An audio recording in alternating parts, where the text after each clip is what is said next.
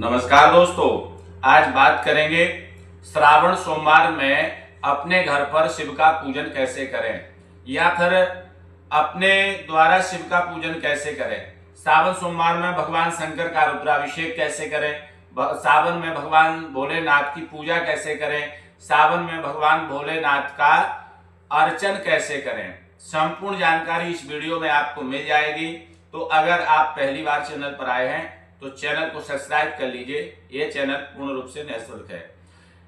श्रावण का महीना कहा जाता है गौरी और शंकर भगवान के लिए विशेष ही आनंददायक होता है, और जो व्यक्ति श्रावण के महीने में गौरी शंकर की आराधना करते हैं उनके लिए भी यह महीना पूर्ण रूप से आनंददायक हो जाता है। और जितने भी पाप हैं, जितने भी कष्ट हैं, जितने भी परेशानियां हैं, भगवान भोलेनाथ हरण कर लेते हैं। जो माताएं श्रावण सोमवार का व्रत रखती हैं, जो कन्याएं श्रावण सोमवार का व्रत रखती हैं, उनके लिए भी यह वीडियो बहुत विशेष है। अगर आप मेष राशि से लेकर मीन राशि के किसी भी राशि के जातक हैं, यह वीडियो प्रत्येक राशि वालों के लिए होगा।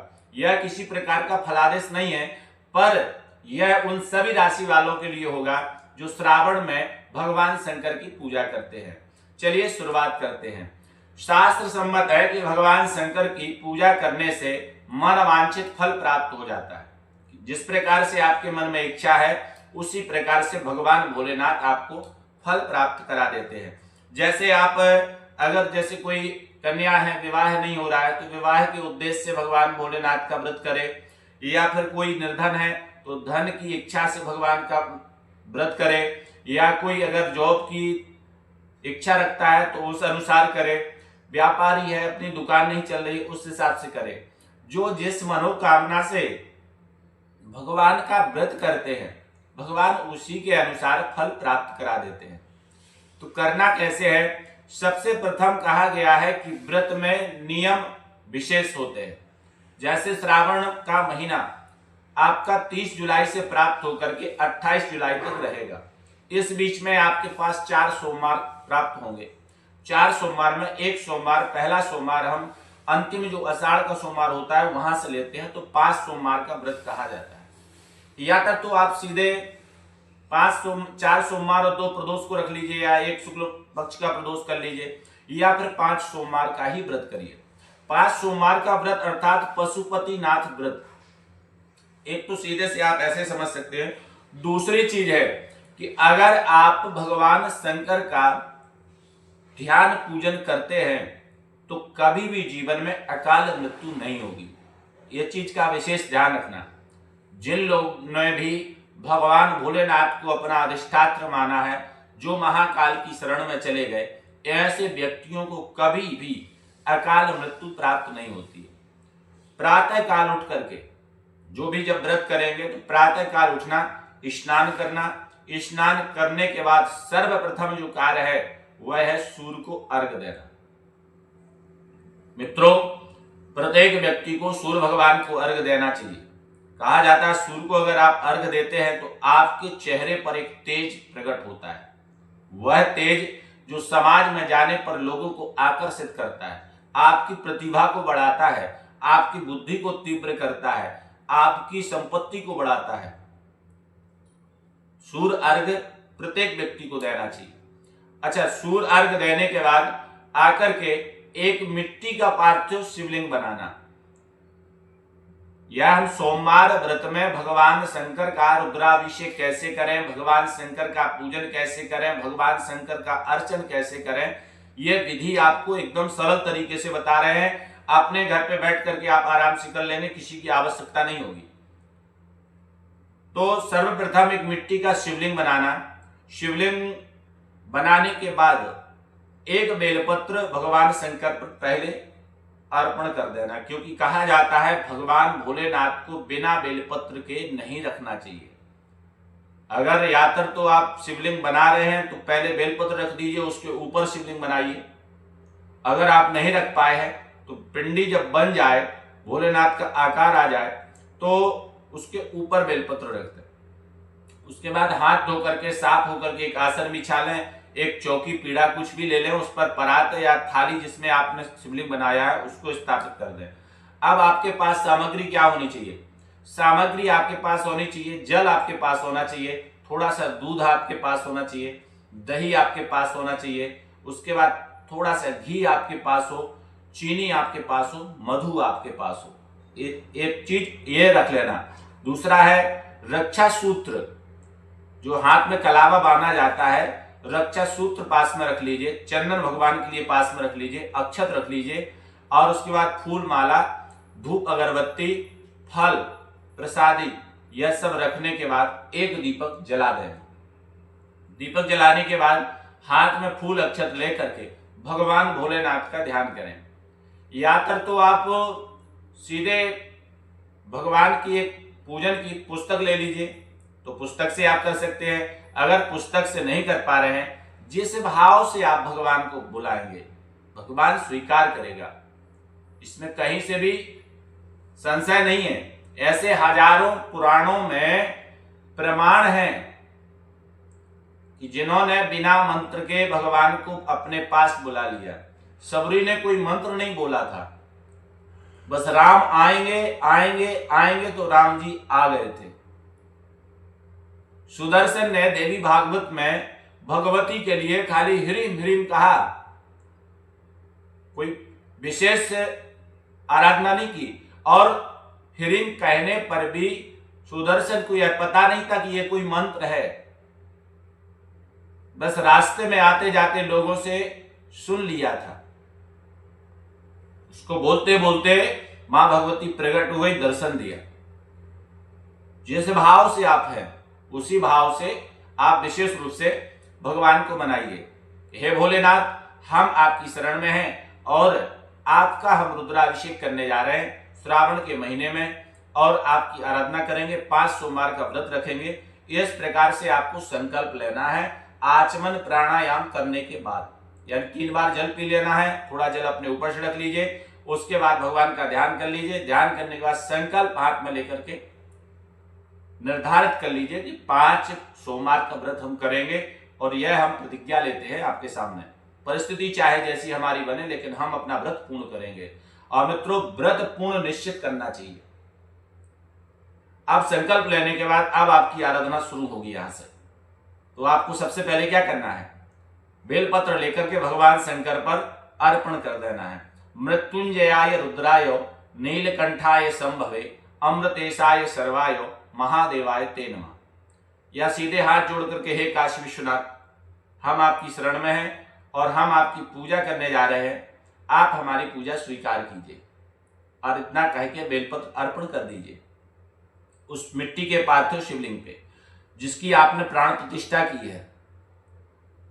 जब आपने अक्षत छोड़ा तो प्राण प्रतिष्ठा आपने की, अब आपने बेलपत्र चढ़ाया। बेलपत्र चढ़ाने के बाद 3 बार आपको जल चढ़ाना है।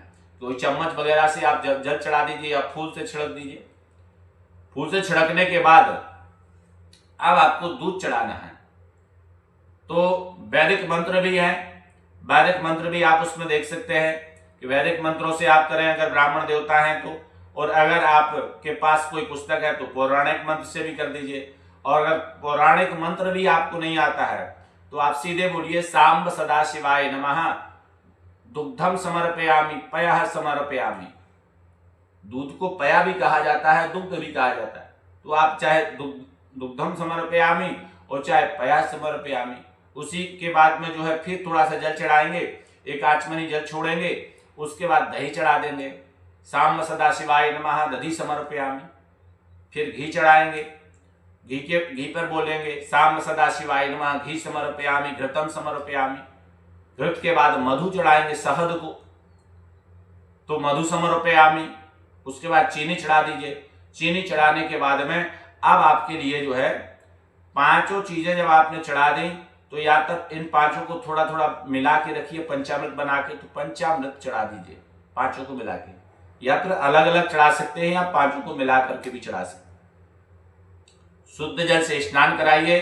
फिर जो रक्षा सूत्र आपने रखा है, रक्षा सूत्र लपेट कर भगवान को वस्त्र पहना दीजिए। या आपके पास कोई गमछा हो, कोई वस्त्र हो, साड़ी हो, श्रृंगार हो, जो भी हो, वस्त्र भगवान को अर्पण कर दें।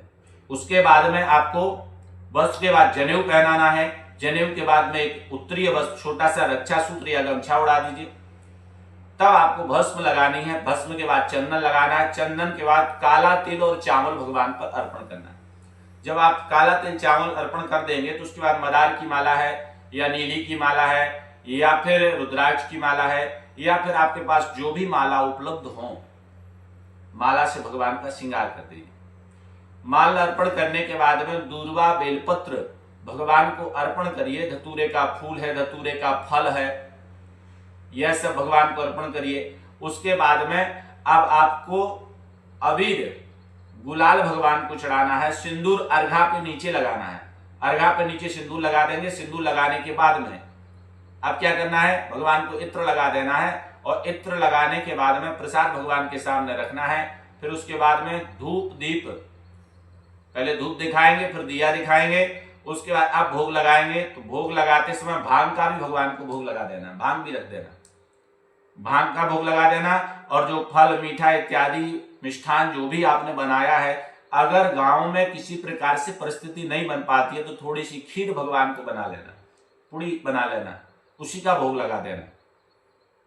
अब इस प्रकार से आप जब करेंगे तो आपका पूजन पूरा हुआ। उसके बाद आपने प्रार्थना भगवान से की, क्योंकि फल के बाद में आपको पान पत्ता और लौंग इलायची दक्षिणा कुछ सिक्का पैसा जो भी आपकी श्रद्धा हो उसमें रख देना। उसके बाद में भगवान से प्रार्थना करना, हे दीनानाथ, हे दीन बंधु काशी विश्वनाथ, हम आपकी शरण में हैं, हमारे अपराध क्षमा कीजिए और हमारी इस छोटी सी पूजा को आप स्वीकार कीजिए भोलेनाथ। निश्चित है भगवान गौरी शंकर आपकी पूजा को निश्चित स्वीकार करेंगे, कहीं से किसी प्रकार से संशय नहीं होगा। इतना प्रेम से अगर आप भाव से अगर अर्पण भगवान को करेंगे तो निश्चित है वह दीनानाथ आपकी पूजा को स्वीकार कर लेगा। अब जब आपने पूजा की प्रार्थना कर ली, अब इसके बाद अगर आपके पास श्रृंगी है जिसको गौमुख बोलते हैं अगर है तो आप गौमुख से भी कर सकते हैं, या फिर आपके पास शंख है तो शंख से भी कर सकते हैं। अगर आपके पास शंख नहीं है तो आप जो है हाथ से ही बेलपत्र हाथ पर रख लेना, दूसरे हाथ से जल डालते रहना और भगवान शंकर का रुद्राभिषेक करना या सीधे लोटा से जल चढ़ा देना, तब भी आपका रुद्राभिषेक ही माना जाएगा। और रही बात अर्चन की, तो कई लोगों ने प्रश्न किया था अर्चन कैसे करें। भगवान शंकर का 108 बार 1008 बार आप ओम नमः शिवाय कह के ओम नमः शिवाय एक बेलपत्र चढ़ा दीजिए, ओम नमः शिवाय ऐसे करके बेलपत्र चढ़ाते जाइए तो आपका अर्चन भगवान का हो जाएगा। इस प्रकार से अगर आप करेंगे, रुद्राभिषेक भी आप कर सकते हैं अपने घर पे और शिव की आराधना भी कर सकते हैं। और दूसरी चीज है आप भगवान का अर्चन भी कर सकते हैं। जब आप यह सब कर लेंगे तो सोमवार व्रत कथा जो शास्त्रों में कही गई है उस कथा का श्रवण कर लें, या ब्राह्मण देवता को बुला करके श्रवण करें या स्वयं से भी बांट सकते हैं।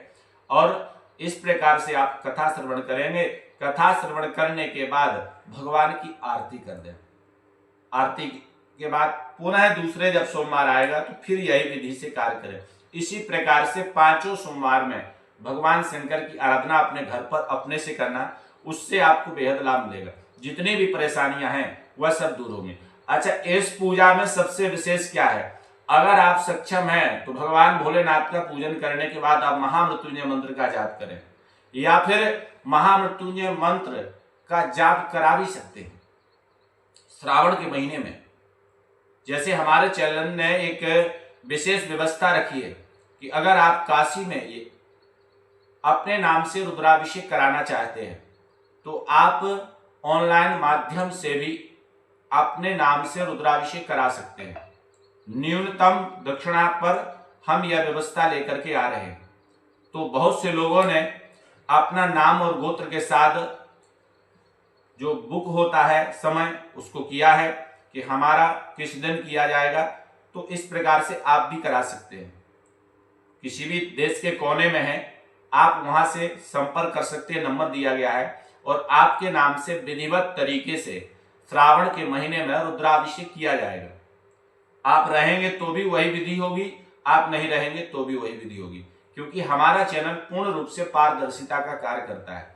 चाहे किसी भी प्रकार की व्यवस्था हो, हम बीच में किसी भी प्रकार का ऐसा कोई कार्य नहीं करते कि आपके और हमारे संबंध में किसी प्रकार की खटास उत्पन्न हो। तो मित्रों, अगर आपके मन में इच्छा हो कि श्रावण महीने में हम रुद्राभिषेक काशी में कराएं या काशी में जाकर महामृत्युंजय कराएं या अन्यत्र कोई भी पूजा पाठ बनारस में कराना चाहते हैं तो आप संपर्क करना, हमारा चैनल आपका सहयोग करेगा। अधिक जानकारी के लिए चैनल को सब्सक्राइब जरूर कर लेना। यह चैनल पूर्ण रूप से निःशुल्क है। किसी